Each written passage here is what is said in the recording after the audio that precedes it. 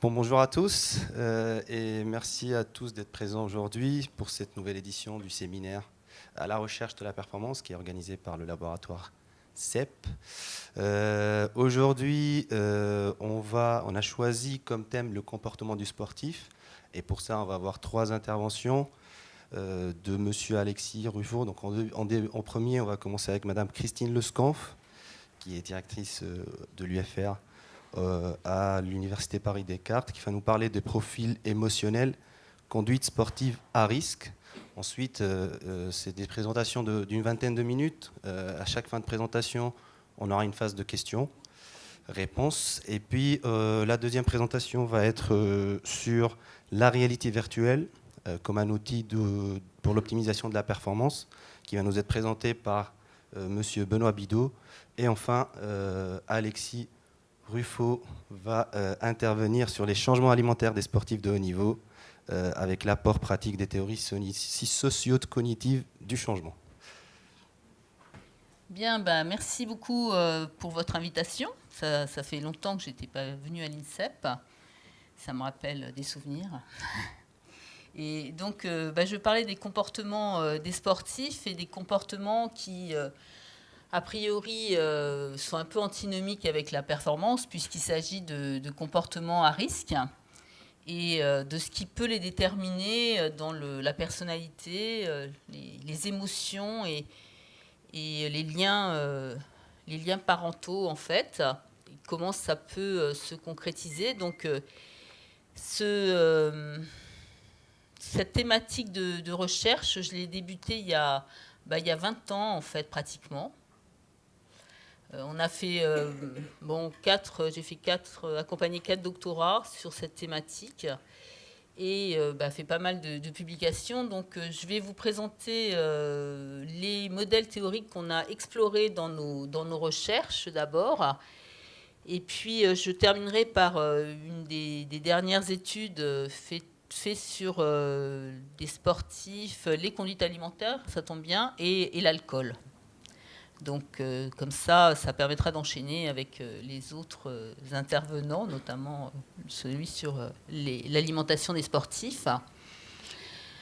Donc, juste pour introduire cette thématique, que je l'ai explorée parce que j'ai fait une recherche. L'École nationale de ski et d'alpinisme à Chamonix m'avait demandé de venir voir les aspirants guides parce qu'il y avait beaucoup de traumatisme après les accidents et les gens parlaient pas, enfin il y avait des soucis émotionnels. Donc j'avais été voir et j'en avais profité pour interviewer des sportifs de l'extrême, notamment des montagnards, mais aussi après des gens qui font le tour du monde à la voile ou qui font des sports extrêmes en fait. Et c'est en les interviewant que j'avais trouvé que c'était un peu bizarre leur façon d'être, et que j'ai voulu explorer davantage. Donc ça a mené les travaux dont on va parler maintenant jusqu'au dernier. Donc les premiers travaux, c'était sur les conduites sportives à risque, et notamment où on peut mourir. Donc peut-être parmi vous, il y en a certains qui s'adonnent à ces pratiques. Vous n'êtes pas mort si vous êtes là, donc tant mieux. Sinon, il y a aussi dans la pratique des comportements, des sports extrêmes, il y a des façons de pratiquer qui sont raisonnables, et puis il y a des façons de pratiquer qui sont imprudentes, donc où on cherche vraiment la limite, la sensation. Et d'autres comportements à risque, donc les conduites alimentaires et la consommation d'alcool. Il peut y en avoir d'autres, mais c'est ceux que nous avons étudiés. Donc, il y a plusieurs modèles qui ont été explorés pour expliquer pourquoi les sportifs ont ces comportements. Et une des plus vieilles et des plus connues, c'est le modèle de Zuckerman, de la recherche de sensations, où il y a un aspect physiologique, donc il n'y a pas seulement que les catécholamines aussi, il y a la sérotonine, je crois, enfin il y a d'autres hormones qui font où on a un niveau bas et on cherche à augmenter ce niveau, donc en prenant des risques, parce que sinon on s'ennuie. Mais bon, on a exploré ce modèle et on s'est aperçu que ça ne permettait pas d'expliquer en fait les choses. C'était bon, on cherche des sensations parce qu'on cherche des sensations, mais ça ne va pas plus loin. Donc on a essayé d'aller un petit peu plus loin, mais c'est quelque chose sur lequel il y a eu énormément d'articles. Et il y a un questionnaire donc, de recherche de sensations qui existe sur ces aspects-là. Plus récemment, tout ce qui concerne la régulation émotionnelle, donc comment on régule ses émotions quand on a des troubles émotionnels. On va essayer peut-être de revenir à l'équilibre grâce à des conduites à risque. Ça peut être aussi parce qu'on ne se sent pas bien, eh bien c'est une façon de faire face. Comme le dopage, peut être aussi une stratégie de coping pour faire face à son stress, à ses difficultés. Donc, avoir des comportements à risque, ça peut être la même chose.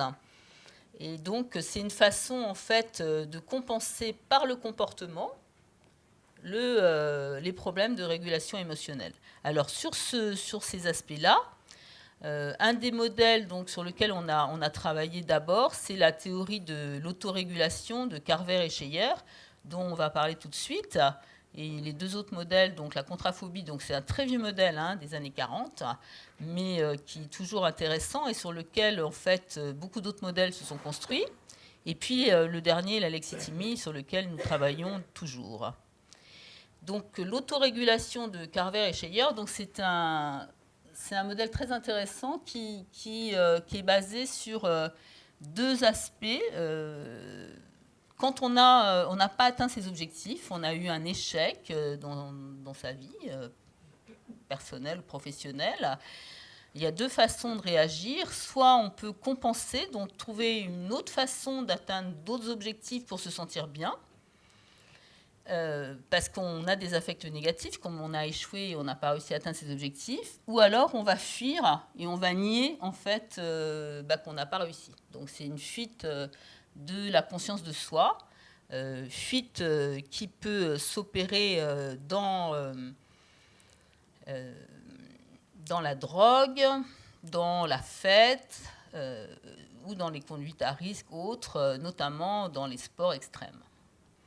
Donc c'est surtout aussi parce qu'on n'a pas trouvé finalement d'autres façons de réussir, d'autres façons de se réaliser, ou qu'on a aussi un fonctionnement psychologique plus perturbé que les autres, c'est-à-dire qu'on a une tendance peut-être dépressive, anxieuse, et on n'est pas totalement stable émotionnellement, alors que les personnes qui compensent sont plus stables et finalement trouvent d'autres façons de se réaliser tout aussi bien. Donc, dans la fuite, ce qu'on a pu mettre en évidence, donc, c'est une utilisation des sensations physiques, donc du mouvement, du comportement et du mouvement, pour remplacer les émotions négatives, surtout pour les noyer. On ne veut pas y penser, on sent ces émotions négatives, mais on veut les fuir. Et donc, comme quand on boit pour oublier, là, on agit pour oublier, en fait. Donc, il y a une espèce de lien addictif au mouvement. Une répétition, et il faut toujours plus de sensations pour réussir. Et donc, on cherche comme ça à ne plus penser à soi-même. Alors, une des premières études qu'on avait faites sur ces aspects, c'était d'abord, on avait validé le questionnaire sur la fuite compensation en français. Donc, on avait publié en 2003, et ensuite on avait fait une étude donc avec une de mes premières doctorantes sur ces aspects-là à l'ENSA, donc à l'École nationale d'alpinisme. On avait déjà essayé de voir la proportion des fuyeurs et des compensateurs parmi des alpinistes, parmi des sportifs de base, enfin je veux dire qui font un sport comme les sports co, etc., et les snowboarders. Donc vous voyez, les alpinistes et les sportifs ça va, le taux n'est pas trop important. Mais chez les snowboarders, on avait trouvé 43% donc de filières. Donc toutes ces activités, même comme les parapentistes, après il y a eu on a fait d'autres études sur les base jump où on trouve une proportion de 50% à peu près de gens qui fuient. Hein. C'est des shoots en fait d'adrénaline. Et dans la même, étude, on avait fait une deuxième étude et cette fois-ci on cherchait à voir quelles étaient les variables psychologiques qui permettaient d'expliquer ces comportements imprudents dans la prise de risque. Hein. Ce n'est pas seulement faire un sport à risque, mais c'est aussi avoir des comportements imprudents. Et donc, on avait essayé justement la recherche de sensations, l'impulsivité, l'alexithymie, donc, et on avait trouvé que la fuite expliquait 57% des comportements imprudents. Et également, l'alexithymie, dont je vais parler tout à l'heure, c'est surtout la variable, la difficulté à comprendre ses émotions, en fait, à comprendre ce qu'on ressent. Hein. On va en reparler un petit peu tout à l'heure. Donc, vraiment nettement, là, la prise de risque pour ces sportifs à risque, c'était l'évitement de soi et un problème de régulation émotionnelle. Alors, pour la contraphobie donc, de Fénichel, ce qui est très intéressant, c'est comment, en fait, parce qu'on se sent mal, parce qu'on a une anxiété, une angoisse interne, on va projeter ça à l'extérieur et on va faire comme si on avait une montagne à gravir. Et la montagne, elle reflète en fait notre monde intérieur. Et si on arrive à grimper cette montagne, eh bien, c'est comme si on avait réussi à vaincre ces angoisses internes. Et ça permet d'avoir un nouveau contrôle sur soi-même et on se sent bien. Donc c'est une possible source de compensation. Donc là, on a fait plusieurs études plus récentes, notamment avec mes partenaires de l'Université de Bangor au Pays de Galles, avec lequel on travaille depuis plus de 10 ans également, peut-être 15. Et donc, on a travaillé sur l'alexithymie, donc on va reparler un petit peu aussi tout à l'heure, et aussi sur leur sensation d'être ou pas en contrôle dans leur vie. Et dans les questionnaires qu'on a fait passer à ces sportifs, donc c'était à la fois des montagnards, mais aussi des rameurs qui traversaient l'Atlantique à la rame. Hein. Donc déjà, il faut le vouloir. Et donc, eux, ils se disaient que dans leur vie personnelle, et notamment dans leur vie amoureuse, ils ne se sentaient pas bien, pas en contrôle dans leur vie amoureuse. Et que le fait de partir loin, déjà, ça leur faisait des vacances, et aussi, ça leur permettait de sentir au moins qu'ils avaient du contrôle quelque part, soit en montagne, soit sur l'eau, en ramant, mais c'était surtout les alexithymiques, donc les personnes qui ont des problèmes pour comprendre leurs sensations ou les exprimer, c'est eux surtout qui disaient ça, qu'ils n'étaient pas en contrôle. Et en fait, le fait de pouvoir réussir, à leur retour, il y avait une espèce de transfert et ils se sentaient davantage en contrôle à leur retour. Donc il y a eu à la fois des questionnaires avant, après, et on a eu aussi des entretiens avec eux pour mieux comprendre en fait comment ça se passait. Donc c'est vraiment des études qui montrent que Fénichel, psychanalyste, avait quelque part trouvé déjà des éléments qui sont toujours valables. Alors, pour revenir un peu et préciser un peu plus l'alexithymie, donc l'alexithymie, c'est une composante vraiment intéressante. Moi, je m'y suis intéressée à cause des sportifs de l'extrême, mais aussi des sportifs en général, parce que souvent on dit les sportifs, ils n'arrivent pas à s'exprimer, ils ne parlent pas bien en fait, ils vivent les choses, mais ils n'arrivent pas à dire. Et puis, les sportifs, ils vivent beaucoup des choses dans le mouvement parce qu'il y a des choses au niveau émotionnel qui leur échappent. Donc, on trouve en fait pas mal d'alexithymiques chez les sportifs parce que une des composantes de l'alexithymie, c'est justement de passer à l'action, d'être dans le comportement parce qu'on n'arrive pas à exprimer ses émotions ou parce qu'on ne sait pas ce qu'on ressent. On n'arrive pas à dire si on est honteux, si on a peur, si on se sent anxieux, déprimé. On n'arrive pas à savoir. Donc, on passe à l'acte. C'est une des composantes de l'alexithymie. Le fonctionnement opératoire, en fait. Et sinon, les deux autres composantes, c'est on ne peut pas identifier ses émotions ou on ne peut pas en parler. Et ça, c'est assez courant, en fait, hein, dans la population. Il y a un peu moins de... Il y a beaucoup de jeunes, un peu moins de... Je crois qu'il y a 12% de la population adulte et 20% chez les plus jeunes. Donc, il y a une attraction pour le risque qui a été mise en évidence, justement pour réguler ses émotions dans le mouvement. Et c'est aussi un moyen d'éviter l'introspection, comme dans la fuite de la conscience de soi dont on parlait tout à l'heure. Et c'est quelque chose qu'on trouve dans les comportements addictifs, notamment dans la population clinique. Donc, une des études qu'on a faites aussi avec mes collègues de Bangor et avec des étudiants en thèse, c'est de prendre des mesures d'anxiété chez des parachutistes avant et après un saut, en contrôlant, en contrôlant leur alexithymie.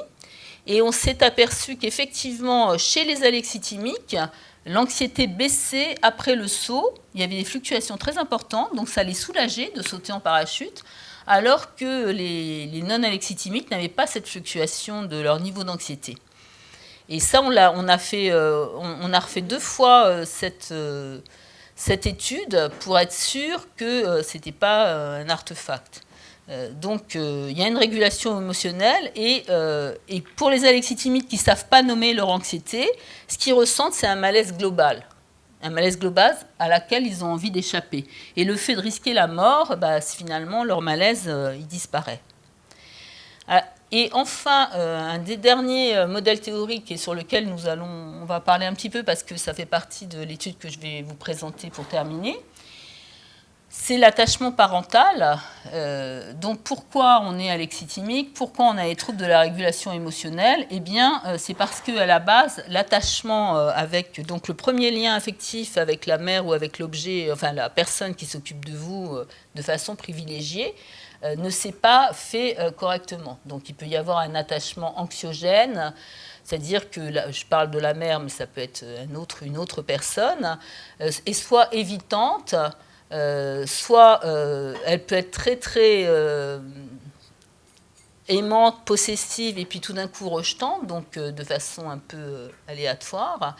Et donc les enfants qui ont eu cet attachement insécure développent des problèmes émotionnels et comportementaux, et on trouve dans les abus d'alcool notamment, les abus de substances, la drogue, beaucoup de problèmes d'attachement. Et l'alexithymie est également liée à ces liens parentaux dysfonctionnels. Donc ce qu'on voulait chercher, c'était justement dans cette étude, c'est en quoi les comportements alimentaires et la consommation d'alcool chez les athlètes, là cette fois-ci des athlètes qui ne sont pas des athlètes extrêmes, des sportifs de tout sport, sont liés à l'attachement parental et quels sont en fait les liens au niveau de la personnalité, au niveau de la régulation émotionnelle. Donc, sachant qu'on pensait que l'alexithymie avait un rôle de médiateur, que le fait d'avoir un attachement insécure entraînait de l'alexithymie qui va entraîner ensuite des conduites à risque. Donc, on a fait une étude sur 434 athlètes, avec donc 236 hommes, et d'une vingtaine d'années en moyenne, avec 25,8% d'athlètes de niveau national, 53 au niveau départemental, et les autres, c'était en loisirs. Et les 2 questionnaires qu'on a utilisés pour identifier leurs troubles sont l'EAT26, que vous connaissez peut-être, restriction, boulimie, contrôle oral, et l'audit, qui permet de voir les caractéristiques de la consommation d'alcool. Donc, on a aussi fait passer le questionnaire sur le style d'attachement, maternel et paternel, le questionnaire de personnalité des 5 facteurs, donc névrosisme, extraversion, ouverture, agréabilité et conscience, que peut-être certains d'entre vous connaissent, et le questionnaire d'alexithymie, la TAS 20. Donc, dans les résultats, au niveau de la prévalence, quand même, on a trouvé qu'il y avait 11% de ces athlètes qui étaient quand même addicts à l'alcool. Ça veut dire qu'il y avait une consommation très exagérée et très inquiétante. 24% quand même une consommation excessive, donc ça fait quand même déjà 35%. Pas de problème de consommation, 61%, et aucune consommation, 3% et quelques, 3,6%.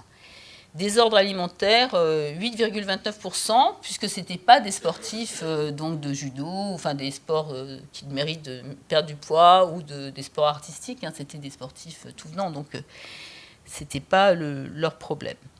Donc au niveau des effets directs de ce qu'on a pu trouver, alors je vous montre les résultats, une origine commune sur les désordres alimentaires et la consommation d'alcool, c'est l'attachement insécure et l'alexithymie. Donc, si on fait les corrélations, on trouve ça immédiatement. On trouve aussi des facteurs de personnalité, notamment avec l'alcool, c'est le fait d'être consciencieux ou pas. Donc là, on ne l'est pas. Et le névrosisme pour les désordres alimentaires, donc le névrosisme, c'est l'instabilité émotionnelle. Hein. C'est un facteur qui comprend l'anxiété, l'impulsivité, donc toutes les variables qui sont liées à l'instabilité émotionnelle. Et la boulimie, donc plus précisément, est aussi associée, comme l'alcool, hein, on se remplit d'alcool ou de nourriture avec le problème de manque de... On n'est pas consciencieux. Alors, au niveau indirect, on a trouvé donc les effets de médiation qu'on attendait, notamment DIF. Donc, c'est plutôt l'incapacité à comprendre ses propres émotions qui sont en jeu, et le fait d'être consciencieux, donc lié avec l'attachement maternel insécure et la consommation d'alcool. On avait contrôlé l'âge et le sexe, hein, pour pas qu'il y ait de problème.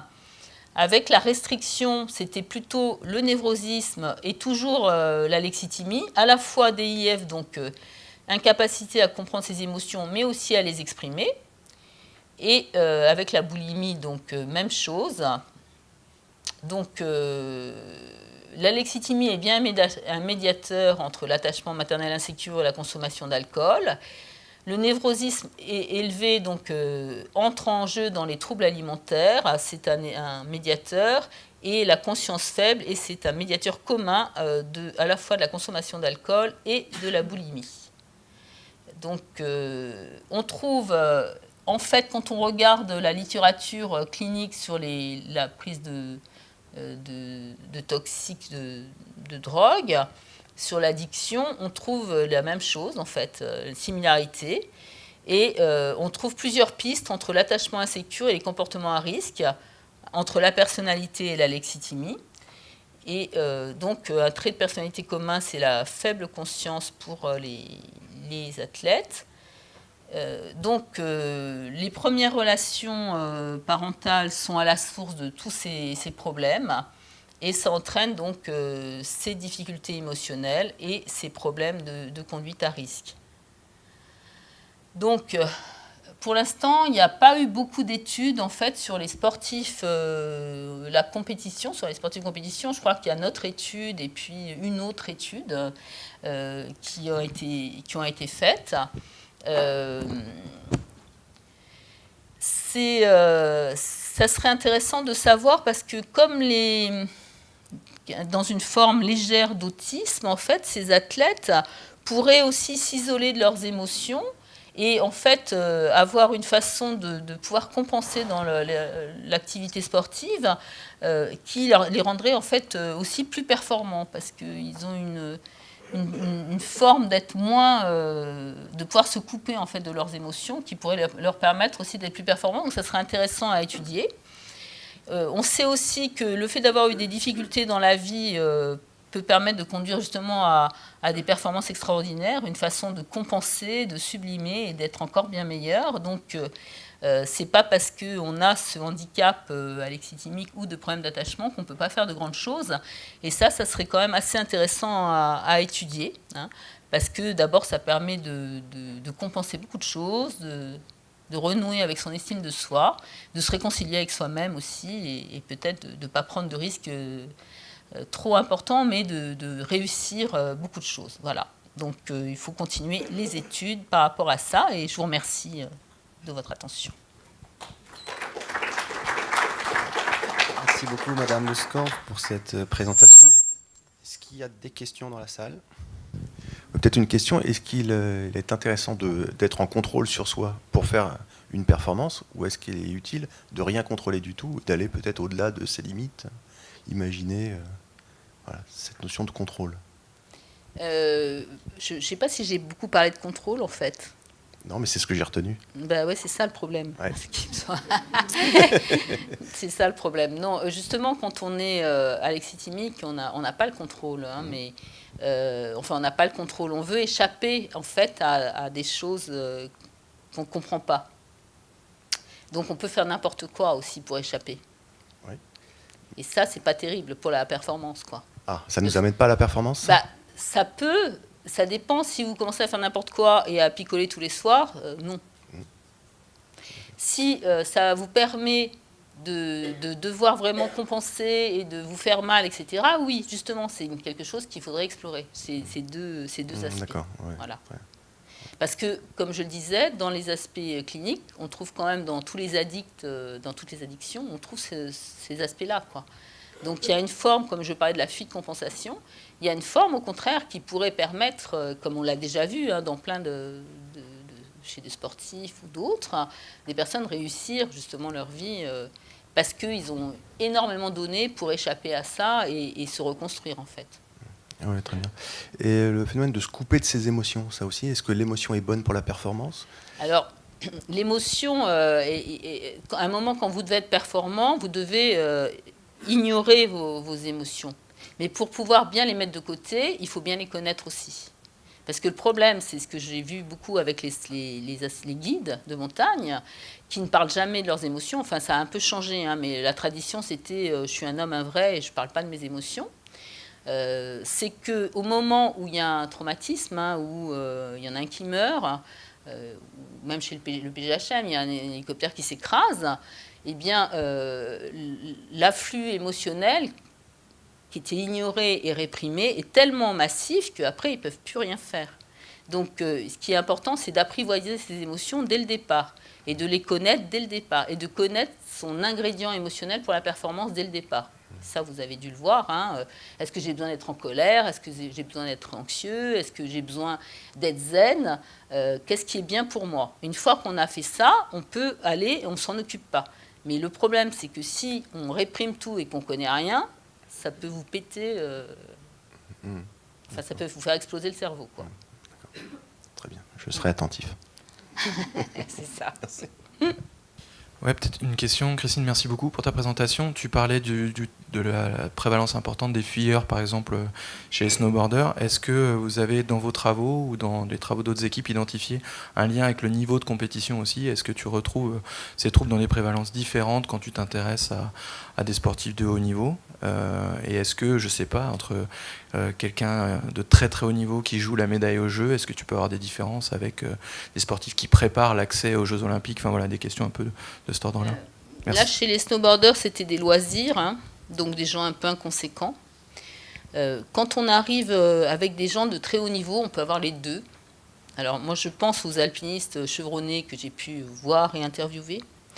Il y en a qui sont extrêmement prudents, donc bon, il peut y avoir un problème de chute de pierre, bon, qui peuvent pas. Mais donc il y en a qui sont très prudents, donc qui sont à très haut niveau et qui contrôlent vraiment les choses, qui contrôlent l'environnement. Autant, voilà. Mais j'en ai connu d'autres qui sont morts déjà depuis, qui cherchaient toujours à aller plus loin. Et les deux avaient vraiment donc c'est avec lesquels j'ai pu avoir des entretiens approfondis. C'était pour l'ouvrage que j'avais fait chez Calmanelli. Et eux, il y avait vraiment des problèmes émotionnels et d'enfance et de fuite de leur vie amoureuse qui étaient extrêmement prégnante. Et donc, eux, ils s'échappaient. Donc, pour les gens qui font des activités olympiques, donc dans un environnement plus sobre, là, en fait, on a trouvé des proportions similaires, tu vois, par rapport à... Voilà. Alors, sur l'alexithymie, voilà, est-ce qu'il y a un moment donné où ça peut s'arrêter, où justement on doit aller jusqu'à la mort? Parce que là, dans les recherches de sensations fortes, effectivement, vous parliez du base jump. Ouais. On a l'impression que les gars en ont jamais assez finalement. ça peut s'arrêter, heureusement. Après, il peut y avoir un moment où on sent tellement fort la mort que tout d'un coup, on a envie de vivre, quoi, et qu'on s'arrête. Ça, c'est arrivé aussi. Hein. Maintenant, l'alexithymie, c'est comme un trait de personnalité. On est en train de chercher, là, les derniers travaux sur lesquels on travaille, c'est comment permettre de soigner l'alexithymie. Normalement, c'est des thérapies par la parole, mais le problème, c'est que parler de choses qu'on ne connaît pas, c'est très compliqué dans l'alexithymie. Donc là, nous, on utilise la méditation, le yoga ou des techniques d'état modifié de la conscience. Donc on termine l'analyse des résultats, hein, et il y a vraiment des choses, l'hypnose aussi, il y a vraiment des aspects très intéressants qui permettent des remaniements inconscients, des remaniements donc, au niveau émotionnel, sans qu'on ait besoin de passer par la parole. Donc on essaie de travailler là-dessus pour voir comment permettre à des personnes alexithymiques de se soigner. Voilà. Merci. Merci Christine, on va passer à Benoît. Merci beaucoup de votre attention. Bien, donc bonjour à tous. Donc c'est avec un grand plaisir là, que je vais vous présenter aujourd'hui comment en fait les nouvelles technologies, notamment la réalité virtuelle, peuvent être des outils intéressants pour la compréhension de la performance, et essayer de voir comment on peut aussi développer un certain nombre de technologies pour accompagner l'entraînement des athlètes. Alors, quand on se penche sur la performance sportive, c'est pas à vous que je vais l'apprendre, ça dépend d'un ensemble de facteurs. J'en ai listé quelques-uns ici, mais ils sont beaucoup plus nombreux que cela. Mais parmi les facteurs de performance, notamment dans les sports collectifs, les interactions interindividuelles sont extrêmement importantes. Alors, comprendre ces interactions, on va dire, interindividuelles, c'est relativement complexe, car elles sont multifactorielles, elles sont souvent en lien avec la capacité à prendre des informations qualitatives et au bon moment, alors sur ses partenaires, ses adversaires, sur d'autres éléments comme le ballon, sa trajectoire, un ensemble de facteurs. Cette prise d'information va modifier finalement le comportement de l'athlète et modifier directement sa stratégie motrice. Alors tout ça évolue de manière concomitante dans des phases de jeu. Alors, pour aller un peu plus loin dans la compréhension de ces interactions, certains scientifiques sont intéressés plus particulièrement à la prise d'informations visuelles, déjà dans une interaction en 1 contre 1, parce que si on est capable d'évaluer quelques informations en interaction à 1 contre 1, c'est déjà un grand pas, parce que les interactions multijoueurs, c'est encore plus complexe. Donc la première chose dans les interactions à 1 contre 1, les problèmes qui se posent, c'est quels paramètres sont observés. Par exemple, dans cette problématique de cadrage débordement au rugby, on peut se poser la question si le défenseur prend de l'information sur le pied d'appui, sur des informations qui peuvent être liées à la position ou à la hauteur des épaules, ou finalement à une information globale sur le mouvement du sujet. Alors la problématique aussi, c'est de savoir à quel moment, c'est pas tout de savoir quelles sont les informations qui sont prises, mais savoir aussi à quel moment ces informations sont prises en considération. Une fois qu'on est en capacité de connaître ces informations, on peut peut-être proposer des situations d'entraînement pour améliorer les capacités perceptives. Alors, pour comprendre quelles sont les informations prises par les sportifs, les premières méthodologies étaient basées sur des questionnaires. D'autres modalités d'études sont basées sur la vidéo. Là, l'idée, c'était d'avoir une situation standardisée, reproductible, et pouvoir éventuellement évaluer les comportements des athlètes dans des situations identiques pour des niveaux différents. Alors pour comprendre le poids des informations visuelles, il y a eu plusieurs études, notamment sur des occultations spatiales. Donc on enlève une partie du mouvement, on masque une partie du mouvement, ou aussi des occultations temporelles, c'est-à-dire qu'on coupe les séquences à différents instants et on demande au sujet de formaliser, par exemple, la direction finale du joueur. Alors, le problème de toutes ces études, ou le problème, ou la nécessité de toutes ces études, c'est d'isoler les paramètres pour en déterminer l'importance.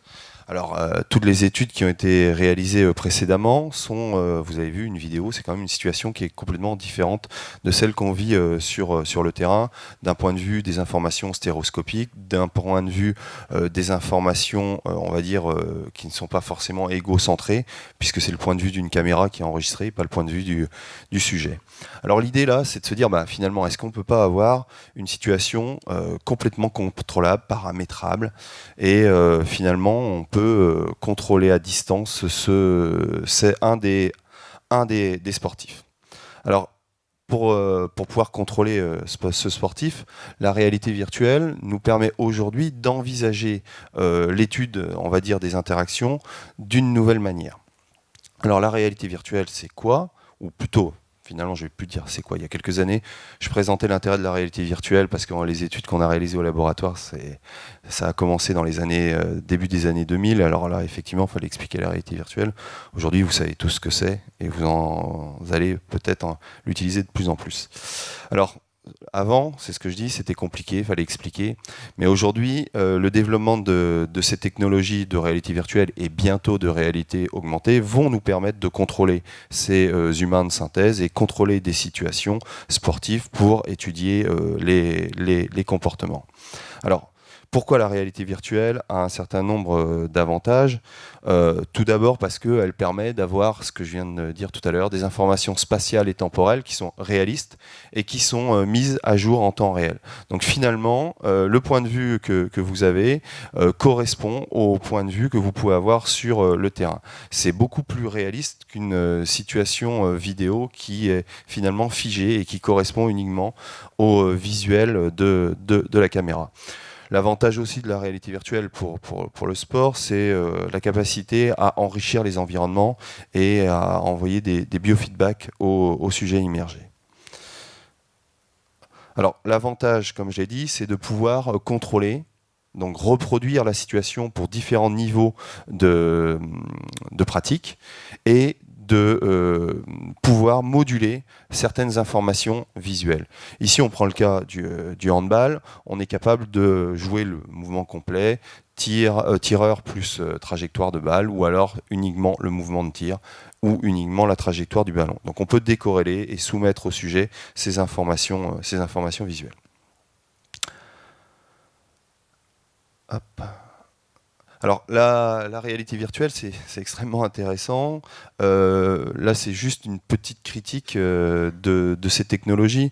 C'est que inévitablement, si on veut les utiliser, il faut que le comportement de l'athlète dans l'environnement réel et dans l'environnement virtuel soit à peu près similaire. Sinon, ça veut dire qu'on est en train d'étudier un comportement qui est juste une réponse à un jeu vidéo. Et ça, c'est peut-être pas envisageable. Donc on avait commencé au tout début, dans les années 2000, à faire des études, de comparer donc des mouvements réels et virtuels. C'est-à-dire qu'on faisait la capture des deux sujets, et du gardien et du tireur. On animait le tireur en image de synthèse et on regardait les cinématiques dans les deux environnements pour le même tir, réel ou virtuel. Alors ça malheureusement, la réalité virtuelle se démocratise, mais ces études, on les fait de temps en temps, mais elles sont de moins en moins publiées, comme si on acceptait que la réalité virtuelle, ce soit le réel. C'était juste pour faire attention et dire que des fois, il faut juste s'assurer qu'on ne modifie pas le comportement global du sportif. Alors, maintenant que j'ai présenté rapidement la réalité virtuelle, comment on peut utiliser cette technologie pour comprendre la performance, puis l'entraîner. Et il y a une dernière partie, c'est qu'est-ce qu'on va faire demain de ces technologies. Alors, je prends deux exemples. Celui-là, il va être rapide, puisque vous l'avez vu, c'est directement le duel gardien-tireur au handball. Finalement, les informations visuelles qui sont à la base de la parade peuvent être prélevées sur la cinématique du tireur, c'est-à-dire le mouvement de tireur, ou sur la trajectoire du ballon. Donc le but, c'est d'isoler les différentes informations. Vous avez vu les vidéos, donc on va les passer. Et donc on va pouvoir identifier le mouvement du gardien face à ces différents éléments et son pourcentage de réussite, c'est-à-dire le pourcentage d'arrêt de ballon virtuel qu'il est capable de réaliser. Et en fait, on s'aperçoit très, très rapidement, puisque en fait, à 6 mètres on va dire de la ligne de but, le ballon disparaît, donc il doit quand même continuer sa parade, et on s'aperçoit que le gardien de but est finalement très sensible à la trajectoire du ballon, et finalement a très peu d'informations qu'il est capable de prélever sur la cinématique du tireur. Donc ça, c'est un élément clé, c'est un exemple qui vous permet de voir que l'utilisation de la réalité virtuelle permet d'avoir directement des comportements et des compréhensions de comportements de joueurs. Alors je vais aller sur une autre étude un peu plus détaillée, celle-ci. Elle concerne le duel entre un attaquant et un défenseur au rugby, donc sur un mouvement de cadrage de débordement. Donc là, la première partie, c'est de bien comprendre quelle est la différence dans le réel entre un mouvement de feinte et un mouvement sans feinte au rugby. Ça permet donc, à partir d'analyses biomécaniques, d'émettre des hypothèses, c'est-à-dire de définir dans un mouvement de feinte quels sont les paramètres maximisés, c'est-à-dire tactiques, quels sont les paramètres qui sont exagérés, qui sont à la base de la tromperie, entre guillemets. Est-ce qu'on donne des informations sur l'orientation des épaules? Est-ce qu'on donne des informations sur le pied d'appui, sur le bras? Donc ça, c'est les paramètres qui sont à la base on va dire, de l'intention de tromper. Et puis, il y a les paramètres qui sont finalement minimisés, qui concernent la trajectoire du centre de masse. C'est-à-dire que finalement, parce qu'à la base, je suis un biomécanicien, donc c'est ça qui m'intéressait pas mal au début, c'est que si vous voulez aller à gauche, de toute façon, votre centre de masse est obligé d'aller dans la direction à gauche. Vous avez beau mettre votre bras, je me trompe de côté, mais vous mettez votre bras à droite pour aller à gauche, de toute façon votre centre de masse doit déjà être orienté dans la direction finale. Donc ça permet déjà, étude biomécanique, de bien comprendre les différences entre mouvement sans feinte et mouvement avec feinte. Et après, la problématique, une fois que vous avez défini qu'est-ce qui fait la feinte, c'est de savoir comment un rugbyman expert peut détecter ces informations et pas se faire feinter, et comment un novice, lui, a plus de mal à prélever ces informations. Donc là, on a utilisé la réalité virtuelle, une fois de plus. On a réalisé des tâches de jugement avec occultation. Donc là, par exemple, vous avez deux courbes. Une courbe en noir, je parle de celle en trait plein. En noir, c'est les taux de bonne réponse des joueurs experts. Donc c'était des joueurs d'Ulster Rugby qui évoluaient en Coupe d'Europe. Et sur la partie grise en trait plein, c'est les novices. Et ce qu'on s'aperçoit, c'est que entre 0 et 100 millisecondes, donc il y a un changement total, c'est-à-dire que les novices ont 20% passent d'une 10-15% de bonnes réponses à 20% de bonnes réponses, alors que dans le même intervalle de temps, les experts ont entre 25 et pratiquement 80% de bonnes réponses. Ça veut dire qu'à ce moment-là, il se passe quelque chose, et il faut focaliser la réflexion autour de ces 80%. Donc on a fait une tâche de jugement, ce qui permettait d'avoir le pourcentage de bonnes réponses, et une tâche d'interception. Donc là, le sujet était libre d'intercepter le rugbyman virtuel. Donc on a utilisé, là, je vais passer vite parce que ça peut être compliqué, on a utilisé des modèles en neurosciences, notamment le modèle sur le taux. Donc on a calculé pour différentes variables le taux de fermeture de l'intervalle sur le centre de masse, sur les épaules. Enfin, c'est des modèles qui sont relativement utilisés en perception-action avec une approche un peu gibsonienne de la perception. Donc on a utilisé ces modèles, et en fait on a pu identifier la sensibilité des joueurs experts ou novices aux variables cinématiques. Est-ce qu'ils étaient plus sensibles aux positions du pied, ou est-ce qu'ils étaient plus sensibles à la position des épaules? et aussi on a pu déterminer à quel moment les variables étaient prises en compte. Donc globalement, il n'y a rien d'exceptionnel dans ce qu'on en trouve. Effectivement, on trouve que les experts sont supérieurs aux novices, et on voit, alors j'ai mis le centre de masse, l'orientation de la tête, l'orientation des épaules, le pied d'appui, et donc en fait en rouge, vous voyez, plus c'est important pour les experts, plus cette variable est prise en compte. Moins c'est important, moins elle est prise en compte. Et on sait aussi à quel moment ils prennent en compte la variable. Donc en fait, la prise de décision, elle ne se fait pas uniquement sur une information cinématique, mais sur un ensemble d'informations cinématiques qui sont pondérées au cours du temps et dont les pondérations dépendent du niveau d'expertise de l'athlète. Donc globalement, je vais résumer. En gros, le très haut niveau, il est capable de détecter finalement la trajectoire globale. Je parlais de centre de masse tout à l'heure, mais en fait c'est ça. C'est-à-dire qu'à très très haut niveau, ils ne regardent pas forcément le mouvement en essayant de collecter des informations, comme je l'ai dit, sur les épaules, sur le pied d'appui. Ils ont comme une vision globale du mouvement, et donc cette vision globale, c'est finalement la trajectoire du centre de masse. Alors que les autres experts, alors que les novices, eux, forcément, ils essayent de prendre les informations comme ils peuvent, et surtout sur celles qui sont trompeuses. Alors, donc ça veut dire qu'au final, la réalité virtuelle nous a permis de comprendre un duel sportif, et notamment le comportement d'un défenseur novice et d'un défenseur expert au rugby. Donc, parce que là, je vais faire un petit saut, va bien falloir suivre, parce que c'est la partie, je l'ai fait plusieurs fois cet exposé, c'est la partie où je perds tout le monde en général. Si je ne vous ai pas perdu avant, c'est déjà bien. Bref, donc on a beaucoup de... Finalement, ce que je voulais dire, c'est qu'on arrive à bien comprendre les informations perceptives avec ces technologies, parce qu'on standardise, parce qu'on contrôle, et qu'on peut faire passer dans une même situation des athlètes de différents niveaux. Maintenant, qu'en est-il de l'utilisation de ces technologies pour l'entraînement ? C'est là que c'est risqué. Donc là, vous avez bien compris que j'ai essayé de définir la prise d'information d'un défenseur au rugby qui fait face à un attaquant virtuel. Donc ça veut dire que là, je me suis dit, finalement, pour l'entraînement, qu'est-ce qui est intéressant ? C'est peut-être d'inverser le duel. C'est-à-dire que le personnage virtuel, c'est le défenseur, c'est plus l'attaquant.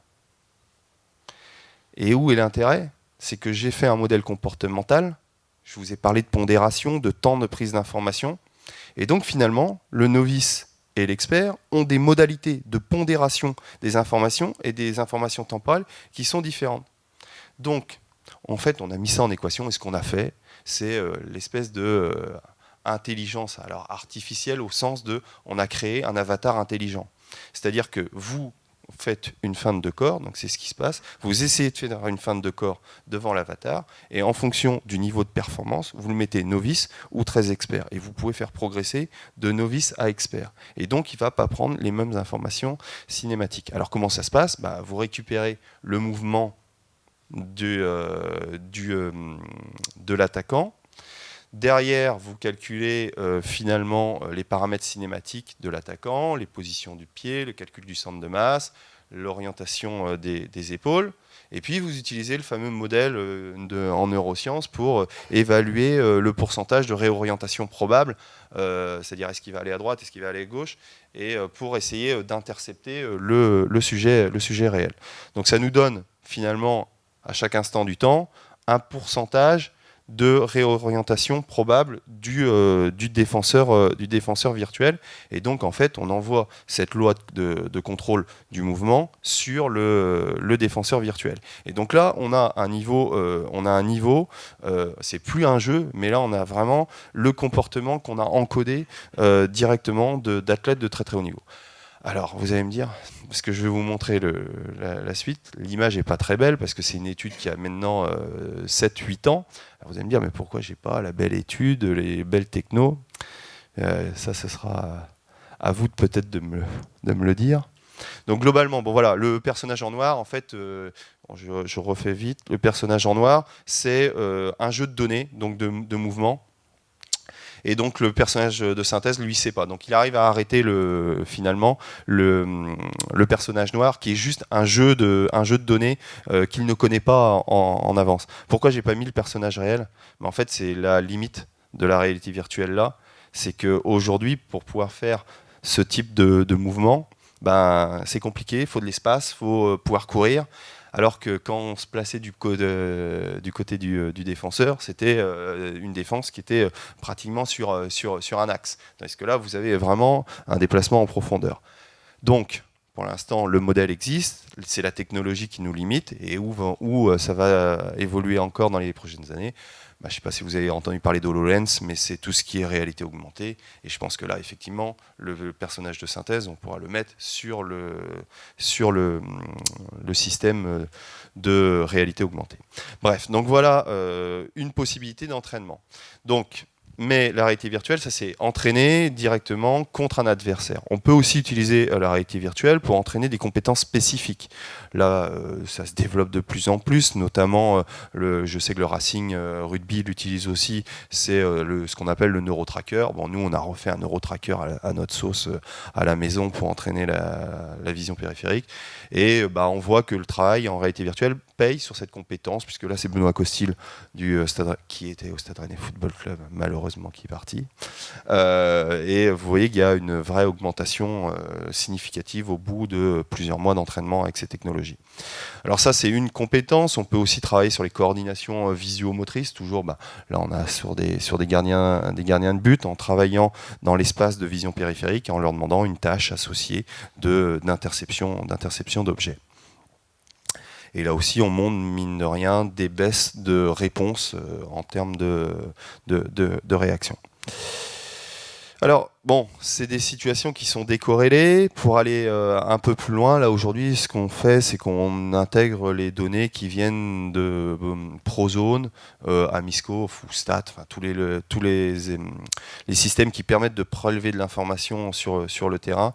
Et on entraîne finalement la vision périphérique des gardiens avec des données qui sont issues de situations de match. Donc on reprend une situation, par exemple, de coup de pied arrêté là, sur un corner pour un gardien, et puis on lui demande des tâches de définir où étaient localisés ses partenaires, adversaires, etc.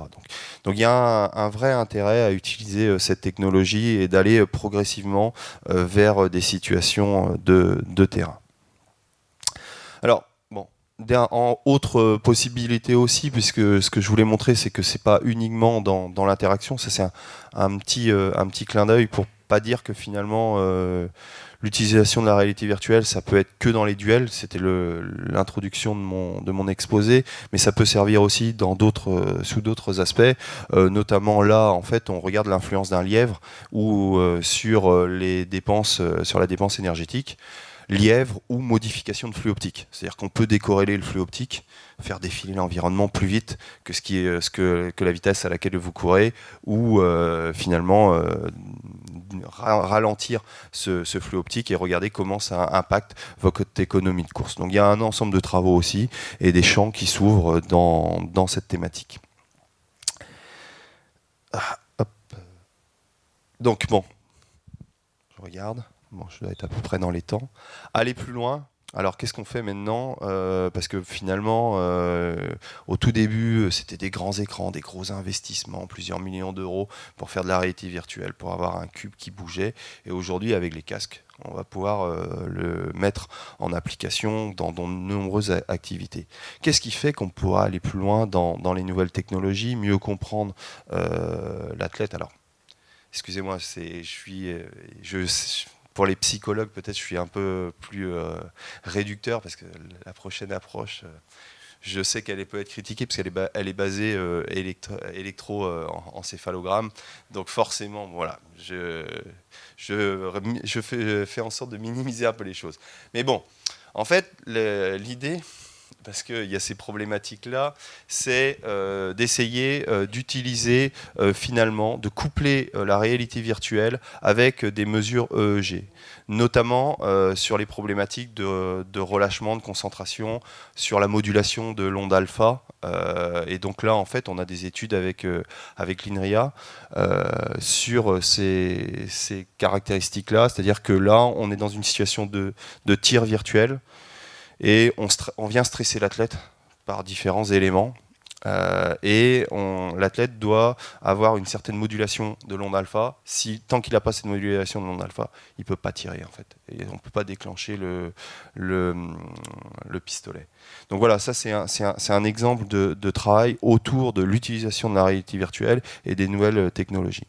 Alors aller plus loin, forcément, c'est aussi continuer à utiliser ces technologies de Brain-Computer Interface.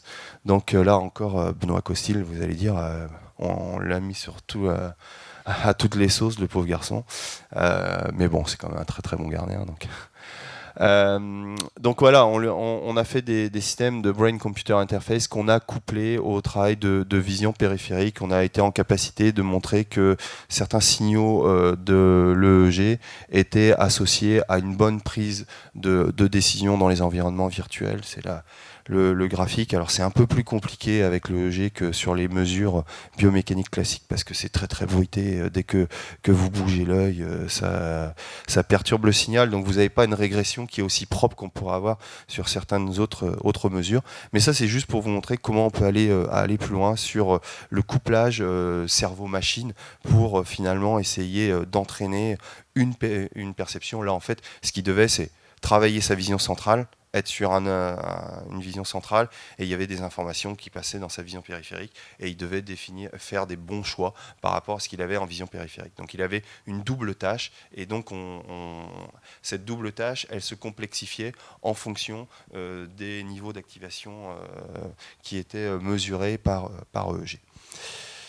Bien, donc 2 ou 3 petits transparents pour dire que finalement là on est allé sur le sujet seul et que je pense que de toute façon l'avenir de la réalité virtuelle c'est aussi travailler sur l'ergonomie du collectif parce que on peut faire du travail collaboratif, rajouter des feedbacks, au lieu d'aller sur les coordinations interpersonnelles, travailler sur les synchronisations et désynchronisations temporelles sur le même lieu ou à distance. Donc il y a un vrai enjeu direct, même dans des activités où on s'y attend peut-être pas, comme peut-être en natation artistique.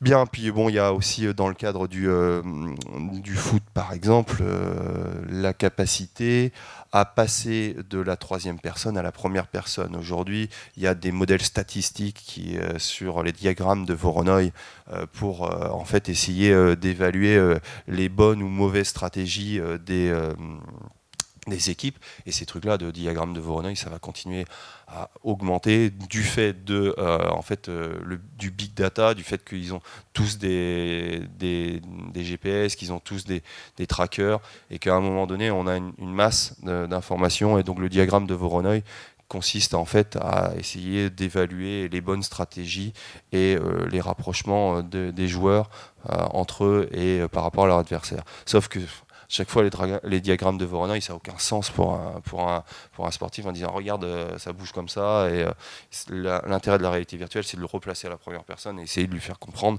qu'il y a une situation qui lui offre un certain nombre d'informations qui sont plus pertinentes. Donc voilà, en tout cas, le fameux take-home message, c'est finalement de dire que la réalité virtuelle, elle permet l'entraînement de compétences spécifiques, enrichir des situations d'entraînement, peut-être préparer des situations de compétition. Mais ça peut être aussi maintenir une charge cognitive proche des conditions de terrain lorsque le sportif est blessé. C'est peut-être finalement plus important que la première notion d'entraînement, mais celle-là, elle est certainement fondamentale. Voilà, je vous remercie de votre attention et je suis disponible pour les questions. Donc, bonjour. Moi j'avais une question justement quand tous les tests qui ont été faits sur les gardiens de foot, est-ce que comment les entraîneurs derrière ont récupéré ces informations? Est-ce qu'ils ont remarqué aussi un changement de comportement du gardien par rapport à cet entraînement en labo? Voilà. Parce que c'est ce qu'on recherche.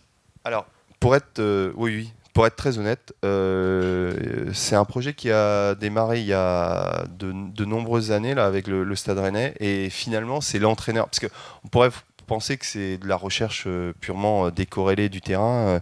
C'est Christophe Revel, qui était entraîneur des gardiens de but au Stade Rennais à cette époque-là, qui lui absolument voulait travailler avec ces nouvelles technologies. Il avait vu le NeuroTracker.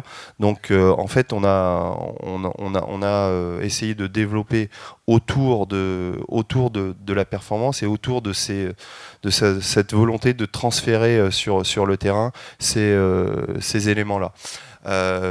Notamment, il devait réaliser des tâches en environnement virtuel précises, et des fois il devait arrêter une balle. C'était pas tout le temps extrêmement scientifique, c'est-à-dire qu'on a essayé de modifier aussi des exercices de terrain.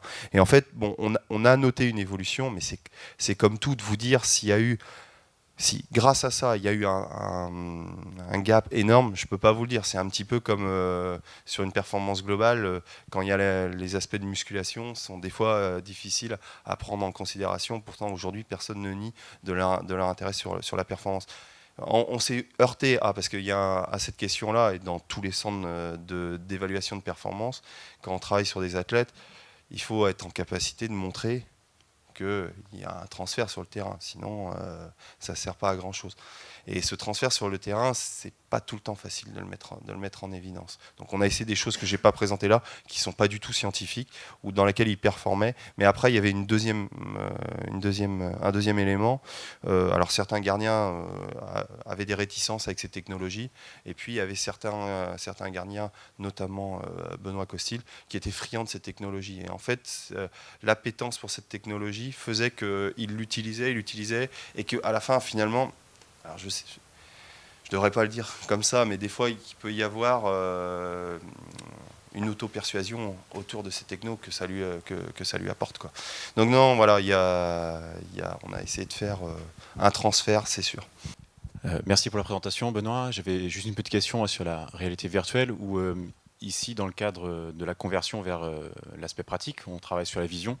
Comment va être l'avenir pour travailler sur le son, la coupler avec la vision, puisque c'est encore un peu décontextualisé, puisqu'il n'y a pas le bruit de l'air, ni les odeurs. Enfin, il manque encore des éléments pour être totalement adéquat avec la vraie pratique. Le son, en fait, le son n'est pas un problème. Le son, c'est ce que tu peux régler le plus facilement avec la simulation. Mais tu as raison, il manque un élément fondamental à l'utilisation de ces technologies, c'est le contact. Tu sens rien. La balle, elle passe au travers de toi, et donc tu es obligé, en fait, de renvoyer un feedback réussi par rapport aux positions qu'on a segmentaires, capturées, et donc il y a un tout petit délai, mais globalement qui est acceptable. Mais en fait, au bout d'un moment, le manque de contact peut entraîner un désengagement de l'athlète dans l'utilisation de cette technologie, surtout pour des gardiens qui ont l'habitude de recevoir des balles. Donc je dirais que là-dessus, et ça, pour le coup, je suis assez confiant sur la réalité augmentée. Pour tout ce qui est contact, c'est pas prêt de voir le jour, c'est trop compliqué. Ouais. Oui, merci Benoît. Une des justifications qu'on entend souvent, c'est aussi l'intérêt de ces technologies pour réduire la charge mécanique et réduire le risque de blessure aussi. Pas forcément uniquement chez des sportifs blessés, mais je pense à des sports dans lesquels, pour accéder au JO, il faut être bien ranké et donc enchaîner les compétitions. Et donc, si on maintient un niveau d'entraînement trop important, par ces technologies, en tout cas, on peut réduire la charge mécanique. Je pense au sport de combat, par exemple. Est-ce qu'il y a des travaux, soit chez vous, soit ailleurs, qui ont essayé de confirmer cette hypothèse? En gros, est-ce que quand tu utilises ces technologies-là, tu peux préserver le niveau de performance de la même manière que quand tu t'entraînes naturellement? C'est un peu dans le même état d'esprit que la question précédente. On est bien conscient qu'on ne reproduira jamais à l'identique l'environnement et qu'on n'immergera jamais autant, mais est-ce que ça peut être réellement intéressant vis-à-vis de cet objectif-là, continuer à préserver les qualités en réduisant le risque de blessure? De toute façon, j'avais pas fini la réponse, ça va dans le sens de la première question. le fait de réduire les contacts, c'est un frein, mais c'est aussi un avantage pour la personne blessée ou la personne qui est en phase d'entraînement. Là, actuellement, ouais, on essaye de mettre en place des technologies dans certaines activités sportives. Donc là, pour le moment, on est encore... c'est pas du top secret, mais bon voilà, on est encore en train de définir certaines activités. Mais ce qu'on fait en fait, c'est on travaille sur les vitesses de réaction et on essaye de développer ce qu'on appelle du pseudo-haptique. C'est-à-dire que mine de rien, même si vous sentez pas le contact, de sentir en fait, de percevoir soit une difficulté, soit on va dire une résistance. Il y a un exemple qui est très très intéressant. C'est sur le pseudo haptique. C'est vous avez une boule, puis avec votre souris, vous montez la boule. Et en fait, sur une pente, et on a juste que limiter la vitesse de déplacement de la boule. Il n'y a rien. En fait. Et donc ça fait que le sujet a l'impression que c'est dur. Et directement, quand on est en pente, on fait le contraire. On accélère la bille. Donc ça veut dire que... et on a l'impression que c'est beaucoup plus facile. Et en fait, on n'a rien changé du tout. Et donc, en fait, on travaille sur ces choses-là pour pouvoir faire percevoir de la difficulté aux sportifs sans qu'il y ait le contact. Parce que c'est pareil, en boxe ou en machin, de taper dans rien du tout, ça peut être même traumatisant à un moment donné parce que on laisse aller le mouvement. Donc on essaye justement de travailler sur ces feedbacks en pseudo-haptique visuel permettant de contrôler les choses. Mais ouais, ça c'est en développement. Bonjour, merci. J'ai une question qui est plutôt simple. En fait, j'aimerais savoir, parce qu'on parle beaucoup de la réalité virtuelle dans la performance, mais est-ce que c'est adaptable à tout niveau, que ce soit novice comme athlète très performant? Est-ce qu'on peut vraiment l'adapter aussi dans le même objectif de la performance pour un novice? En fait, moi, ce que je pense, je vais te répondre oui, mais c'est pas parce que je travaille sur la réalité virtuelle. La réalité virtuelle, elle t'offre des solutions d'immersion, de 3D, de déplacer des objets, des avatars, qu'on essaye d'être le plus réaliste possible. Après, c'était la première phase de la compréhension, c'est-à-dire comment on adapte notre avatar, comment on adapte notre situation. Et bien celle-là, elle dépend du niveau d'expertise et donc finalement des niveaux de prise d'information chez le novice ou chez l'expert. Et c'est là qu'il faut moduler. Finalement, la réalité virtuelle, c'est juste un outil de contrôle en fait des situations. Et donc, il faut avoir la bonne intelligence. C'est pour ça que dans ma présentation, il faut comprendre les duels parce que la compréhension des duels, par exemple, les duels, elle est différente d'un expert ou d'un novice. Et donc, après, une fois qu'on a compris, on peut modéliser pour fournir des informations, on va dire, d'entraînement qui dépendent des niveaux de pratique.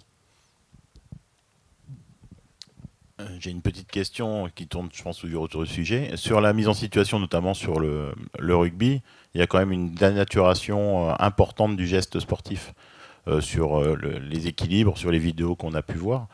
Comment on peut ne pas ancrer, en utilisant beaucoup la réalité virtuelle, des mauvais schémas corporels liés à une efficacité plus forte sur le contact, pour le coup?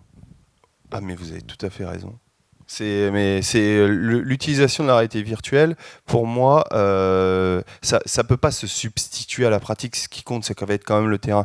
C'est peut-être quelques situations en plus enrichies avec des informations qui sont différentes où par exemple la situation on lui dit finalement en réalité virtuelle on peut mettre un highlight, une lumière quoi, sur par exemple le centre de masse et on lui demande de fixer ce point là. Je suis pas rugbyman. C'est une possibilité qui est offerte, mais je pense que voilà, il faut avoir une bonne intelligence, c'est de trouver le juste milieu de l'utilisation de ces nouvelles technologies, exactement pour pas dénaturer les comportements. Voilà.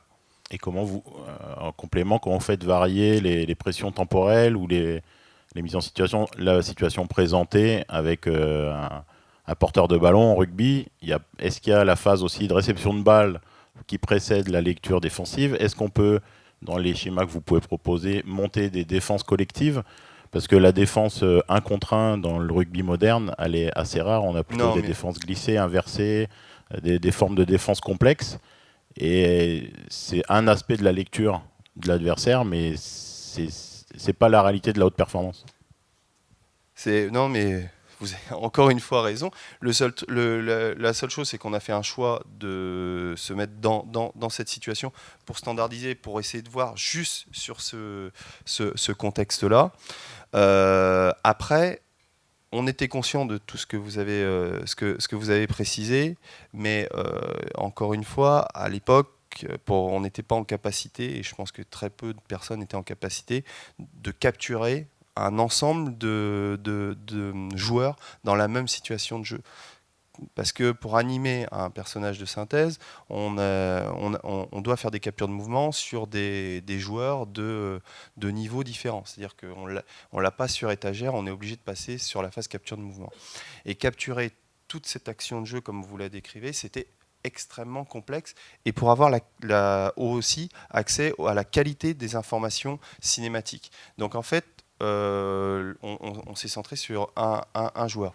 Aujourd'hui, on a un peu plus de qualité parce que les caméras sont plus performantes, on peut capturer plusieurs joueurs dans la même situation et envisager d'autres aspects de la performance.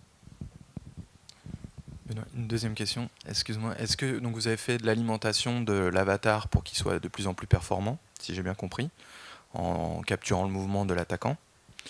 Est-ce que vous êtes servi de ces informations pour renseigner aussi les défenseurs sur quelle information prendre au fil du temps dans ces actions de cadrage débordement pour faire de l'intelligence artificielle dirigée vers le sportif cette fois-ci?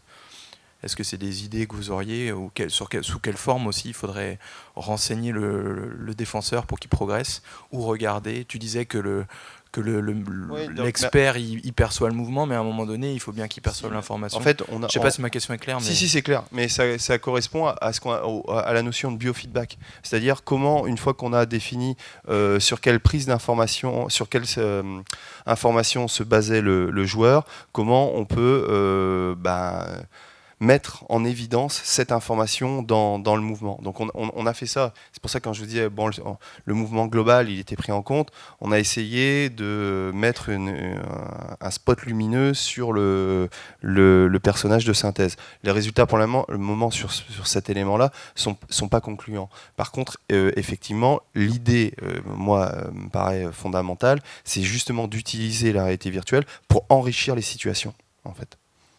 Merci. Qu'en est-il de la réalité virtuelle dans l'impact des sports psychomoteurs, notamment type gymnastique à habileté fermée notamment? Est-ce qu'il y a des études qui sont faites actuellement ou pas du tout? Il y a quelques études à ma connaissance, mais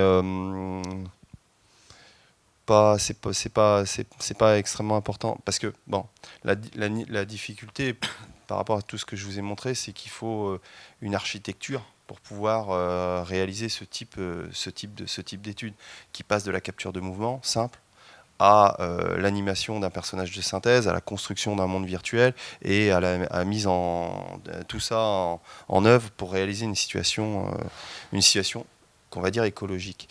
Donc ça veut dire que finalement, dans le monde, il n'y a pas énormément de laboratoires qui sont en capacité de faire ça. Donc c'est pour ça que ça me paraît pas très compliqué, honnêtement, de pouvoir travailler sur ces sports, mais ça nécessite que la question soit posée par le milieu sportif et pour pouvoir définir des process adaptés. S'il y avait une démocratisation encore plus importante des technologies de réalité virtuelle, je ne dis pas, il y aura peut-être sans doute des études sur ces questions-là parce qu'elles me semblent pertinentes. Merci. Est-ce qu'il y a une dernière question ? Merci Benoît. On va laisser Alexis s'installer. Bonjour à tous. Donc, moi, je suis Alexis Ruffo. Je suis chercheur ici en psychologie du sport, mais aussi de la santé. En fait, j'ai fait une thèse en psychologie de la santé. Et puis, depuis un moment, je travaillais en psycho du sport plus orienté performance. Donc, je suis là depuis mi-juin.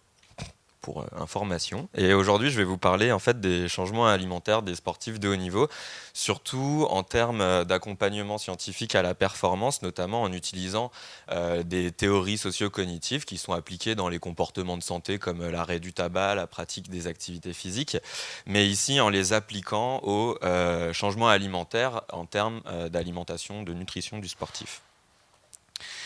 Donc, ce qu'on sait sur l'alimentation du sportif de haut niveau, c'est des choses issues des travaux en nutrition. Donc, moi, je ne suis pas expert en nutrition.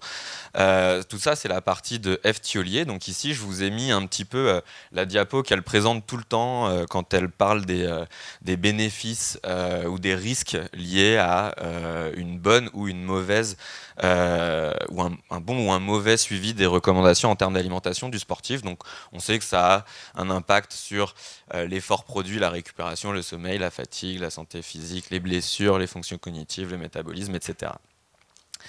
Pourtant, donc ça c'est les recommandations, pourtant on sait aujourd'hui que la prévalence des troubles alimentaires, alors sur le plan purement psychopathologique, est assez élevée dans les sports, quels qu'ils soient catégorie de poids ou pas, qu'ils soient esthétiques ou pas. Et on remarque surtout une grande discordance entre les recommandations qui sont faites et les pratiques réelles des sportifs de haut niveau. Alors du coup, la grande question, c'est comment faire pour que les athlètes suivent ces fameuses recommandations en termes de nutrition du sport. Donc ici, moi, mon propos, ça va être vraiment sur l'apport de la psychologie et plus précisément la psychologie de la santé, avec notamment les théories dites socio-cognitives du changement. Donc je vais un peu vous expliquer avec des jolis dessins, des flèches, des bulles, etc.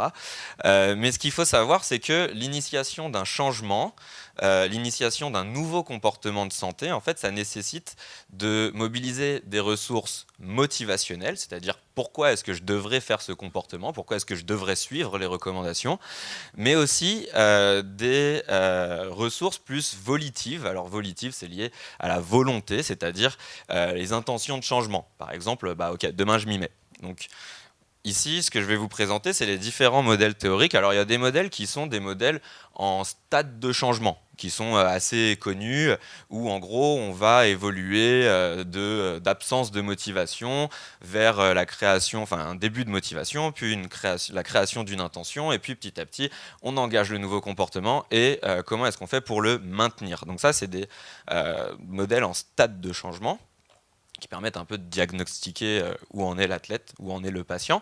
Après, on a aussi des modèles en continuum. Donc, on a des modèles comme par exemple sur la motivation, avec un continuum qui va des motivations plutôt autodéterminées, enfin, pardon, l'inverse, des motivations plutôt contrôlées. Par exemple, je fais ce comportement parce que je vais en avoir un bénéfice, ou parce que sinon, j'aurai une punition quelconque, vers des motivations plus autonomes, c'est-à-dire je fais ce comportement parce que ça me fait plaisir, de manière purement intrinsèque.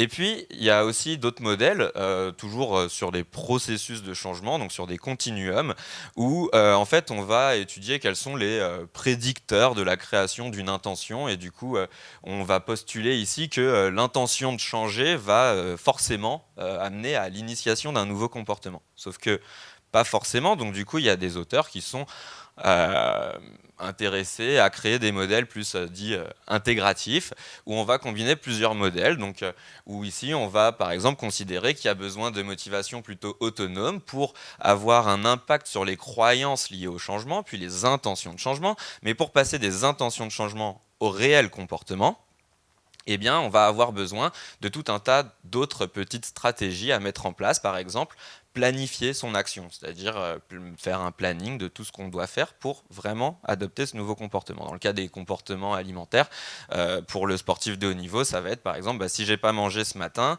que j'ai pas eu le temps, dans ce cas-là, je vais planifier à quel moment avant l'entraînement, je vais prendre mon petit complément dont j'ai besoin avant, que moi je ne connais pas, que Eve connaît. Donc voilà. Et en fait, petit à petit, on avance vers des modèles plus hybrides, qui vont en fait mixer l'approche processuelle, donc avec des processus de changement où on voit le changement sur un vrai continuum, mais très continu, et qui vont mixer aussi ces modèles-là avec des modèles plus en stade. Donc en gros, on va identifier des variables qui vont être utiles pour changer dans un stade et évoluer vers l'autre petit à petit. Donc en gros, c'est du step by step. Donc ce modèle, c'est le Health Action Process Approach de Ralf Schwarzer. C'est un Allemand, Deutsche Qualität. Et ici, en fait, on va retrouver en fait, des éléments, des modèles plutôt processuels, avec notamment la perception des risques et les attentes qu'on peut avoir des résultats de ce nouveau comportement qu'on est en train d'initier. Par exemple, si je mange mieux, je serai meilleur. Donc ici, en bas à gauche, donc qui sont plutôt des processus motivationnels.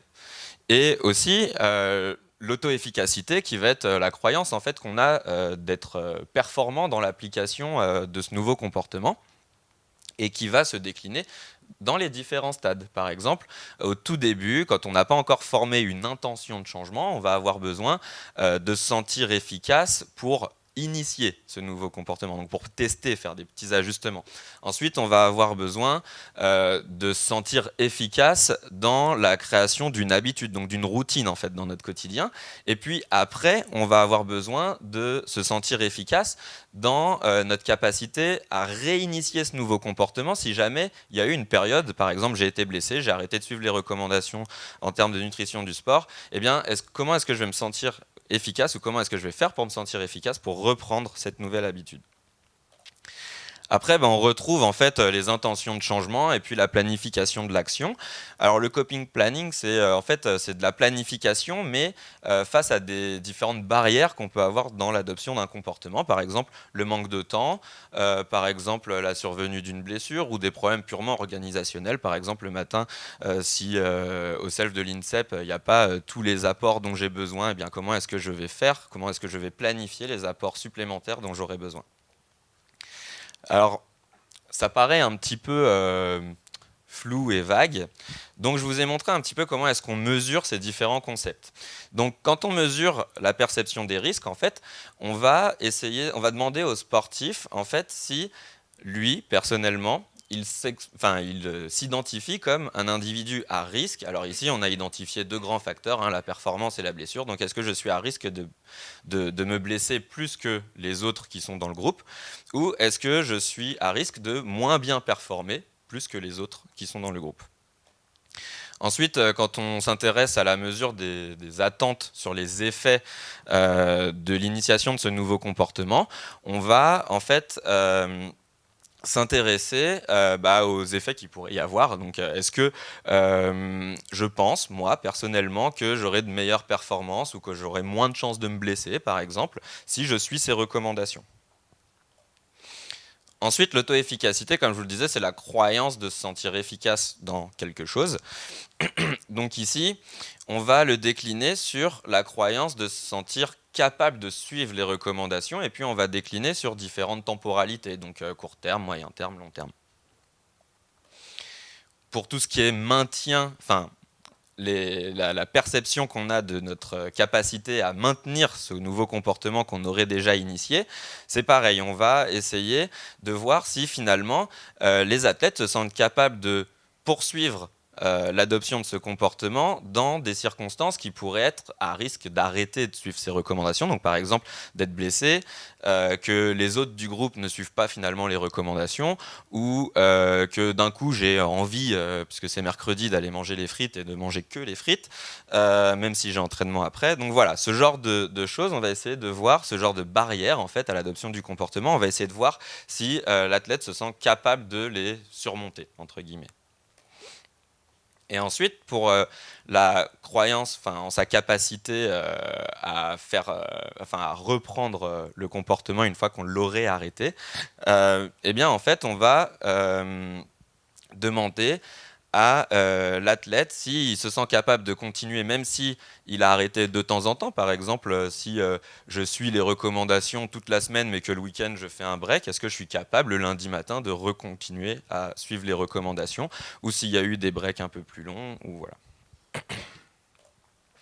Ensuite, les intentions, comme je vous le disais, c'est en gros demain je le fais. Donc, pour les mesurer, on va demander aux athlètes à quel degré est-ce qu'ils ont l'intention de faire attention à leur alimentation ou de suivre les recommandations en termes d'alimentation du sportif sur les 30 prochains jours, donc c'est une initiation d'un mois, ou s'ils ont l'intention de le faire dans les 15 prochains jours. Donc est-ce qu'ils sont prêts sur une période un peu plus longue, donc est-ce qu'ils pensent qu'ils ont besoin de plus de temps pour s'adapter, ou est-ce qu'ils pensent qu'en 15 jours, ça y est, ils auront créé une nouvelle habitude?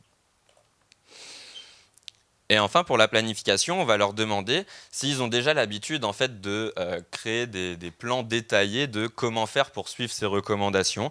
Donc, est-ce que ils identifient, par exemple, quel jour est-ce que je dois manger quoi. Par exemple, si je sais que le mardi, j'ai un entraînement hyper intense, il faut que j'adapte mon alimentation. Si le jeudi, j'ai un entraînement plus light, peut-être que je n'ai pas spécialement besoin de suivre ces recommandations vraiment à la lettre et du coup, peut-être que je peux m'accorder certains plaisirs. Donc voilà, ça, c'est la planification sur une semaine. Ou alors, c'est la planification dans le temps, mais on peut aussi demander aux athlètes s'ils sont capables de planifier aussi la manière, les moyens qu'ils ont trouvés pour mettre en place ce nouveau comportement, ou ce comportement qu'il soit nouveau ou pas. Par exemple, ok, je sais qu'il faut que je boive pendant mon entraînement. Comment est-ce que je fais? Est-ce que j'ai un plan détaillé dans ma tête de comment est-ce que je vais faire pour avoir les apports en eau suffisants au cours de mon entraînement? Donc, par exemple, est-ce que j'ai l'habitude de prendre une gourde avec moi?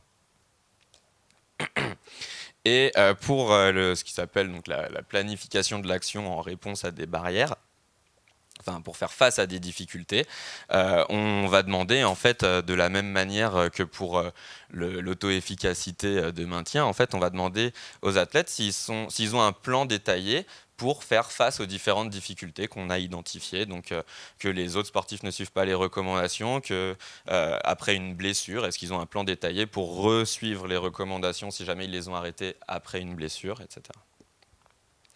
Alors ce modèle, il est intéressant, non pas simplement parce qu'on va pouvoir faire une carte de comment est-ce que, sur quel plan, comment fonctionnent les athlètes en termes d'application des recommandations en nutrition du sport, mais parce qu'en fait, on a 3 grands stades qui ont été identifiés, donc pré-intention, ensuite, donc là on est plus sur, j'ai pas encore vraiment prévu de suivre les recommandations, mais bon, peut-être que j'aimerais bien. Ensuite, l'intention, donc c'est des athlètes qui auraient déjà formé une intention de suivre les recommandations, déjà prévu de l'appliquer. Et ensuite, l'action. Donc là, c'est des individus qui ont déjà un peu l'habitude de suivre les recommandations en termes d'alimentation. Et bien, ces 3 stades, ils vont être associés à 3 grands types d'interventions, c'est-à-dire qu'avec des individus qui n'ont pas encore formé une intention de changement, on va plutôt travailler sur du contenu motivationnel, notamment sur la perception des risques ou des bénéfices ou des ressources qu'on a pour appliquer ce comportement, jusqu'à la formation d'une intention de changement. Et ici, pour passer de l'intention à l'application du comportement, on va plutôt être sur de la planification, comme je vous le disais, donc planification stratégique. Et une fois que les athlètes sont dans l'action, c'est-à-dire une fois qu'ils commencent à suivre les recommandations, on va faire de la prévention de la rechute, parce qu'on sait très bien que c'est pas parce qu'ils suivent là depuis 3 mois, 4 mois, 5 mois, 6 mois les recommandations qu'ils vont les suivre toute leur vie ou encore la saison suivante. Donc ici, on va un peu essayer de prévoir les échecs potentiels, et ça passe notamment par le fait d'admettre que oui, on ne mange pas toujours vraiment au pied de la lettre comme il faudrait, on peut aussi s'octroyer des écarts. Et donc il faut juste savoir comment faire pour reprendre. Alors avec la Fédé de badminton, donc normalement, il y avait un des entraîneurs qui devait venir pour témoigner avec nous de la mise en place, mais finalement, il n'a pas pu venir parce qu'ils ont une grosse réunion pour prévoir la période qui arrive. Donc ce sera Eve qui va venir témoigner de cette collaboration pluridisciplinaire. Donc on a suivi les 26 athlètes du pôle de badminton ici à l'INSEP, et la demande initiale, en fait, elle était formulée vers Eve, c'est-à-dire que les entraîneurs sont venus et voulaient un suivi pour avoir des recommandations en termes de nutrition du sport, donc ils sont allés voir Eve, et puis avec mon arrivée ici, et puis mes thématiques de recherche et d'intervention, Eve s'est dit, ça pourrait être bien de proposer à Alexis de venir en supplément, en fait, pour finalement adapter les interventions en fonction des connaissances, de la motivation ou des capacités des athlètes à suivre les recommandations. Donc c'est là que moi je suis intervenu. Et donc ce qu'on a fait, c'est que dans un premier temps, on a fait des mesures. Donc Eve a évalué quelles sont les connaissances en termes d'alimentation des sportifs de haut niveau. Et puis moi, j'ai fait des évaluations sur les processus du changement. Donc c'est les petites questions que je vous ai montrées tout à l'heure. Et le but de ces mesures, c'était de créer des groupes, en fait, des groupes qui seraient homogènes dans leur processus de changement de comportement en l'appliquant au suivi des recommandations du sport, de l'alimentation du sport. Donc on a constitué en fait 3 groupes. Enfin, le but c'était de constituer 3 groupes. Un groupe qui bénéficierait d'un suivi en motivation, un groupe qui bénéficierait d'un suivi en planification et un groupe qui bénéficierait d'un suivi en nutrition plus avancé avec l'apport des compléments, etc. Donc ça plutôt avec Eve et les 2 premiers plutôt avec moi.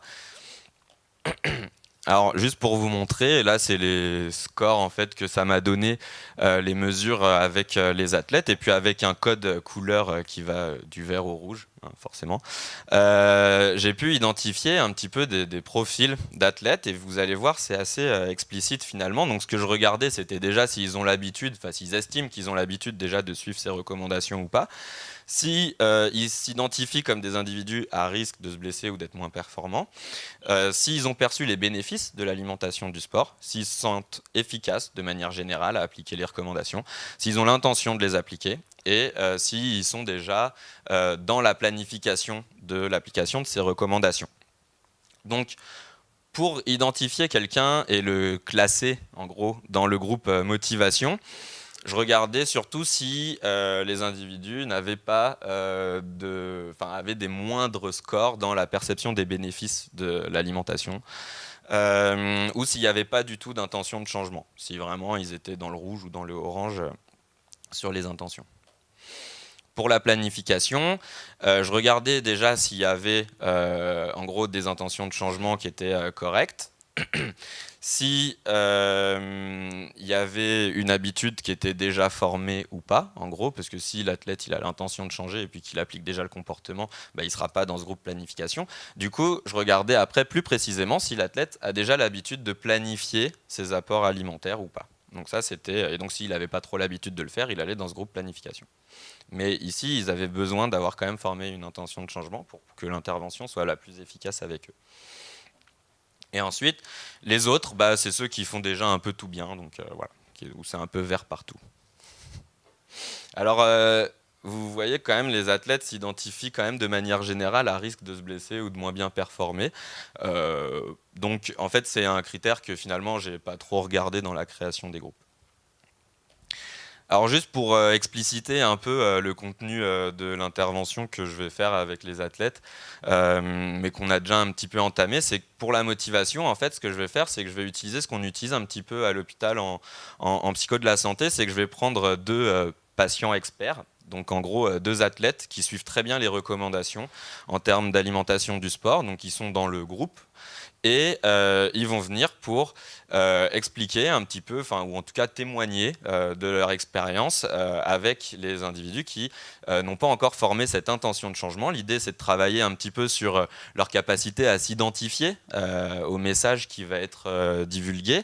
Et surtout, ce qui est intéressant, c'est que les expériences des athlètes experts en nutrition, elles vont être proches des expériences que peuvent vivre ceux qui vont être dans ce groupe-là. Donc ça, c'était assez intéressant.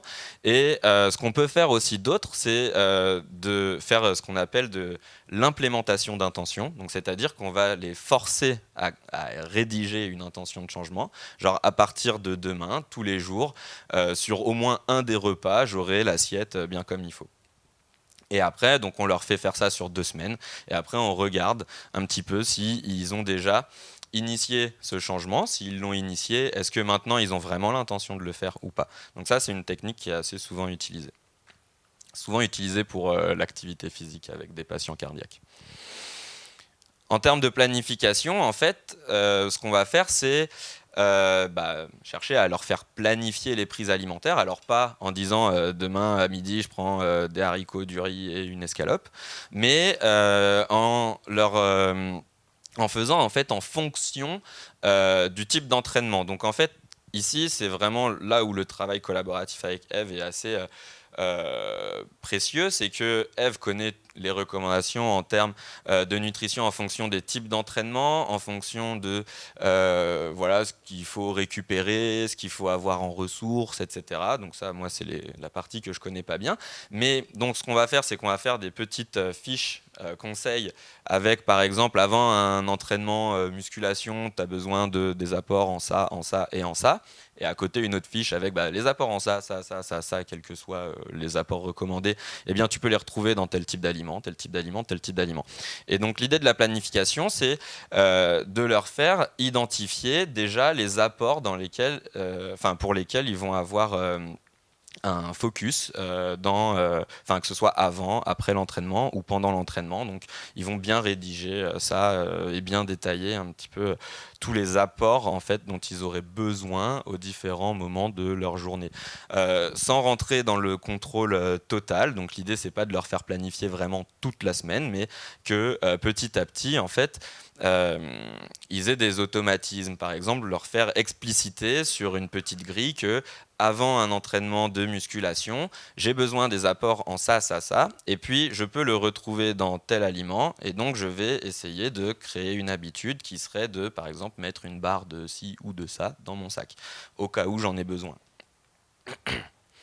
Donc voilà, alors ce qu'on peut faire aussi, oui, c'est des plans d'action en si alors. Par exemple, si j'ai pas le temps de manger ma banane avant d'aller en cours, par exemple, eh bien, hop. Et donc là, on essaye de faire trouver une solution à l'athlète pour faire face à cette barrière. Et alors, avec ceux qui sont dans le groupe nutrition avancée, donc ils auront des conseils sur les compléments alimentaires qu'ils peuvent avoir. Mais en fait, j'ai vu le groupe de ceux qui faisaient déjà un peu tout bien pour savoir pourquoi ils faisaient bien ça, qu'est-ce qui les différenciait des autres, voilà, avoir un peu un retour d'expérience. Mais ils ont quand même tous dit qu'ils avaient du mal à gérer les tentations. Par exemple, c'est difficile après un mauvais entraînement, un entraînement où ils sont sentis pas très performants, c'est difficile de résister à la part de tarte. Ça, c'est souvent revenu, la part de tarte. Sur le repas du midi, pour un peu se réconforter, aller mieux et puis repartir du bon pied pour l'entraînement de l'après-midi. Donc, gérer ces tentations, ça va être un travail qu'on va pouvoir faire avec notamment tout un travail sur la gestion des pensées et des émotions. Donc ça reprend un peu ce que disait tout à l'heure Christine Lescanf avec les apports des pratiques de méditation de pleine conscience, etc., qu'on peut appliquer dans le quotidien. Donc voilà.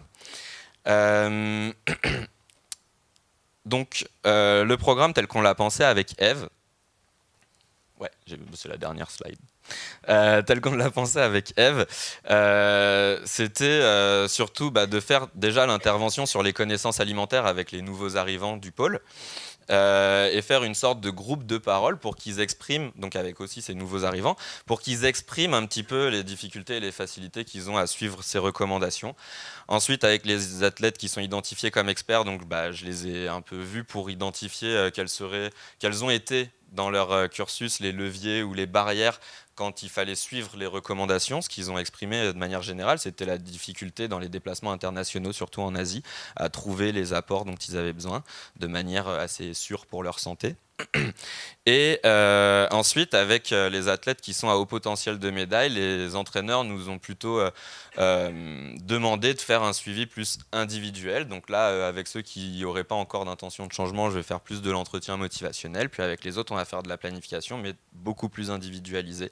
Donc voilà. Donc c'est un travail qui s'est vraiment fait conjointement avec les entraîneurs. J'ai pas juste pris mes petites cases vertes et rouges et puis je les ai mis dans des groupes. J'ai aussi fait un retour aux entraîneurs pour savoir si c'était cohérent avec ce qu'ils pensaient, si selon eux cette classification était assez cohérente au vu de ce qu'ils savent de leurs athlètes.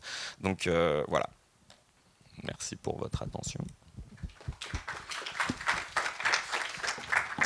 Merci Alexis pour cette super présentation. Donc, est-ce qu'il y a des questions dans la salle, sachant que Eve est également présente ici et que s'il y a des questions d'ordre plus nutrition, elle peut être là aussi pour répondre. Vraiment. Merci Alexis, c'était super intéressant. Tu as beaucoup parlé des interventions que vous alliez faire vis-à-vis des athlètes. Est-ce que vous avez réfléchi à des moyens, alors c'est peut-être pas le bon terme, mais passifs, qui les incitent à changer de comportement? Je pense à des modifications de leur environnement par rapport à ce qui existe aujourd'hui, ou pas du tout? Est-ce que c'est pas prévu? Ouais, c'est toute la littérature sur les nudges, donc les facilitateurs de décision qu'il y a dans l'environnement. Par exemple, pour donner un exemple à tout le monde, c'est dans le métro des petits pas qui vont vers l'escalier. Donc c'est un nudge, puisque ça va nous diriger tout seul vers l'escalier plutôt que vers l'ascenseur ou l'escalator. C'est déjà plus ou moins là dans l'INSEP, avec notamment les posters qu'il y a qui font de l'éducation autour de l'hydratation devant les grosses machines rouges et blanches. Oversteam. Donc il y a déjà un petit peu ça dans l'INSEP. Au self, ça pourrait être intéressant, et c'est un projet que j'aimerais initier à un moment donné, de travailler sur notamment l'accessibilité des produits identifiés comme plus sains que les autres. Donc par exemple mettre les légumes, les fruits, tout ça plus en avant, plus ou mieux présenté que le reste. Mais bon, ça c'est à voir déjà si c'est efficace ou pas dans la vraie vie. Je sais qu'en laboratoire c'est souvent efficace, mais avec tous les stimuli qu'il y a dans le self, ça risque d'être plus subtil comme effet. Donc à voir, mais oui, c'est une perspective, je pense, vers laquelle on peut aller. Ouais. J'avais une question sur justement en rapport avec la première intervention sur les conduites à risque. Est-ce que déjà sur l'INSEP vous intervenez aussi sur des sports dits à catégorie de poids, et comment par ce système on va dire de différentes rubriques vous arrivez à identifier les conduites à risque et à les gérer? Alors, en fait, ça va être deux littératures complètement différentes, puisque c'est deux objets d'études complètement différents. Ici, on est sur l'initiation d'un nouveau comportement de santé. Donc, les modèles, c'est ceux de psycho de la santé. Après, si on est sur des troubles psychologiques, par exemple les troubles des conduites alimentaires, anorexie, boulimie, troubles des accès hyperphagiques, etc., là, on va être dans une littérature plus sur la psychopathologie des athlètes. Et dans ce cas-là, c'est plus le pôle médical qui va intervenir que le pôle performance. Donc ça va être les psychologues du pôle médical. Mais je sais que les nutritionnistes travaillent avec les athlètes des sports à catégorie de poids de manière un peu plus spécifique, ou dans les sports esthétiques. Mais ça, je pense que Eve, tu connais mieux que moi. Mais sur le plan psycho, en tout cas, ça va être vraiment pas du tout le même style d'intervention. Sur le côté psychopatho, les troubles alimentaires, on va travailler sur l'image du corps, sur la gestion de l'impulsivité comportementale, sur ce genre de choses. C'est justement quand vous avez fait vos différents groupes, si vous le faites dans d'autres disciplines et que vous tombez justement sur des athlètes où vous remarquez ces conduites à risque, comment est-ce que vous agissez dans ce cadre-là? Est-ce que vous l'orientez directement justement sur le pôle médical, ou parce que des fois les athlètes s'en rendent pas vraiment compte en plus. Donc c'est Oui, c'est ça. En fait, pour avoir déjà une idée de est-ce qu'ils sont sur des conduites à risque, donc une alimentation pathologique, on va dire, il faut déjà le mesurer. Ici, c'est pas quelque chose qu'on a mesuré. Mais effectivement, si on le mesure et qu'on identifie qu'il y a des athlètes à risque, on va pas du tout faire ce travail-là, parce que la priorité, ça va être de gérer le trouble alimentaire avant. En fait, si on fait le comparatif avec des aspects plus physiques, c'est comme si j'étais préparateur physique ou kiné, et que je remarque que je fais des choses sur les exercices qu'il faut que l'athlète fasse pour se préparer à un mouvement, à une compète, à je ne sais quoi. Donc ça va être les aspects plus changement de comportement, ici, en parallèle. Par contre, s'il se blesse, il va aller vers le pôle médical, et là, ça va être ça la priorité, soigner la blessure avant de travailler sur la réathlétisation et reproduire des efforts. Donc là, ça va être la même chose, c'est-à-dire qu'il y a un trouble psychopatho, donc on va d'abord essayer de soigner ce trouble, qui sera beaucoup plus fort en fait que les motivations, les intentions de changement. Merci Mathilde. Donc moi, je suis la fameuse Ève. Donc c'est juste pour apporter mon témoignage par rapport à notre action et la valeur ajoutée, à mon avis, que ça peut apporter dans nos actions qu'on a auprès des pôles ici. En tout cas, ce ce que moi j'ai pu observer, c'est vrai qu'on est toujours un petit peu frustré quand on s'occupe de sportifs, on met en place des choses. Des fois on se dit, en fait, ils n'ont pas trop changé, ça n'a pas tellement servi à grand chose, parce qu'on sait tous que c'est pas tout de connaître les bonnes pratiques, c'est pas parce qu'on sait ce qu'il faut faire qu'on va l'appliquer. Donc cet aspect comportemental, ça représente un vrai facteur limitant dans nous, l'impact qu'on peut avoir sur la performance et le comportement des sportifs. Et avoir cette approche combinée, pluridisciplinaire, c'est une vraie valeur ajoutée, parce que on va vraiment pouvoir même plus adapter les actions. Moi, la différence que j'ai vue, c'est vrai que d'habitude, quand on intervient auprès d'un pôle, on va faire une information collective. Déjà, on fait notre information collective, on ne connaît pas forcément le niveau de connaissance des sportifs. Donc, ce qu'on a pu voir, c'est qu'il y en a qui ont certaines connaissances, il y en a qui sont très informés, il y en a d'autres qui le sont moins. Donc, c'est vrai qu'initialement, le fait de faire passer ce questionnaire, ça nous permet déjà de savoir quel est le degré de connaissance. Et c'est vrai que ça fait partie, c'est un des niveaux qu'on va utiliser pour mettre en place nos actions. On ne va pas faire les mêmes actions sur ceux qui sont déjà un peu experts et ceux qui viennent d'arriver, qui ont très peu de connaissances. Ceux qui viennent d'arriver, ils ont besoin d'avoir... On peut dire qu'une information collective, déjà, ça va leur apporter quelque chose. Alors que ceux qui sont déjà experts, si on fait une information collective classique, clairement, ça va servir à rien. Ils ont déjà ces infos-là. Et donc ça, c'est pour moi la vraie valeur ajoutée, c'est de pouvoir vraiment faire du sur-mesure sur les actions qu'on va mettre en place. Quelles connaissances on fait passer, pour qui, et ensuite prendre en compte le degré de motivation. Lui, il a besoin d'être motivé, donc on va plus activer ce levier-là. Alexis, comme il a dit, on est très complémentaires. Moi, dans tous ces aspects comportementaux, c'est pas mon domaine, je ne connais pas trop. Alexis, lui, il faut quand même qu'il puisse se baser sur des évidences scientifiques en ce qui concerne les recommandations nutritionnelles. Donc ça, c'est moi qui peux l'amener. Donc on a vraiment une action très complémentaire. Donc lui, il va se nourrir des informations que moi je vais apporter, mais par contre, lui, il va pouvoir activer le levier comportemental que moi je ne suis pas en mesure de fournir, et qui va quelque part représenter un vrai facteur limitant dans l'impact que je peux avoir dans mon action.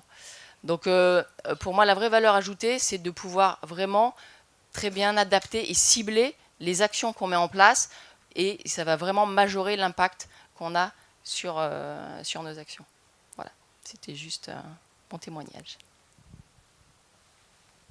Merci Ève. Merci beaucoup pour votre attention.